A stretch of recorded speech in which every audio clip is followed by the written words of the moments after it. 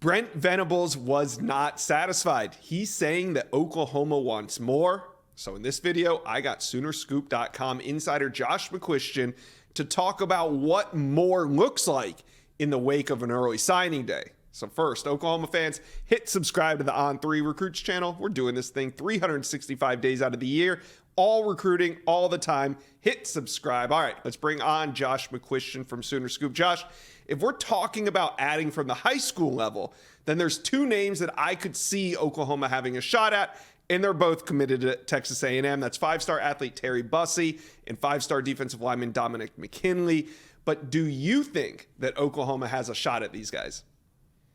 Well, we'll start with minimizing the list. I think Oklahoma might have been in the market for Terry Bussey, but when they went and got Deion Burks in the transfer portal from Purdue, I think that really just kind of closed their doors. They feel pretty good about where their numbers are, and so I think they're going to move forward. Now, the guy that I do think is worth watching is Dominic McKinley. That's a guy that, you and I talked about a lot through the fall, and Oklahoma, he was always a priority option for them. So I do expect them to go down that road and really chase him until the end. All right, so now Dom McKinley says he's going to take some trips in the month of January.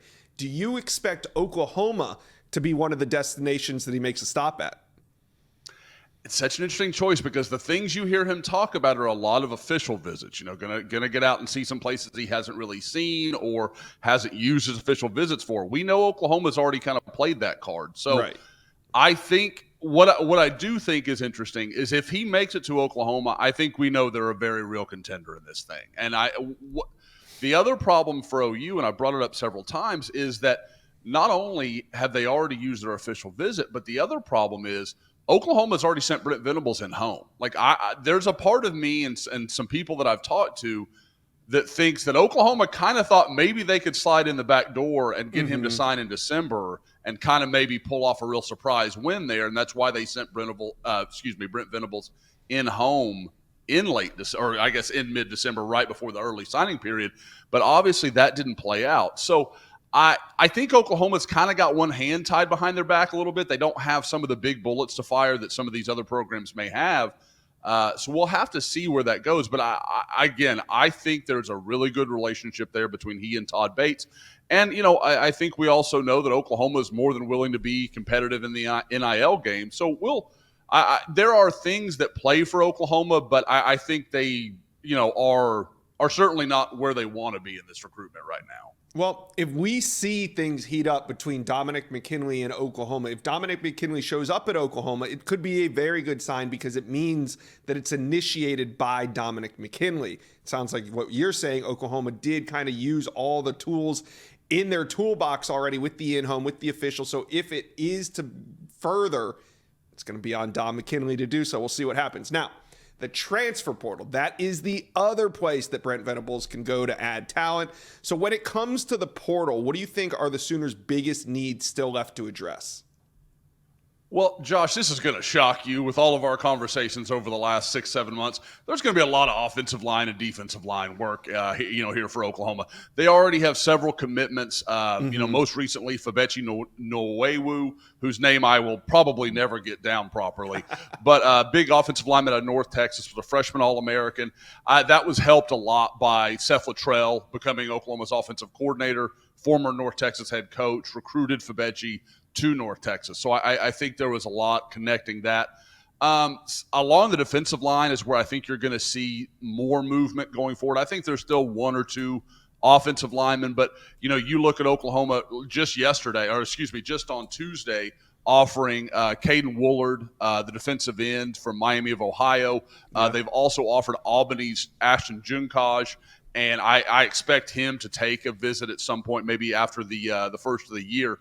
So I think you're going to see some things happening here, especially on the edge. I think that's where they know they need some help.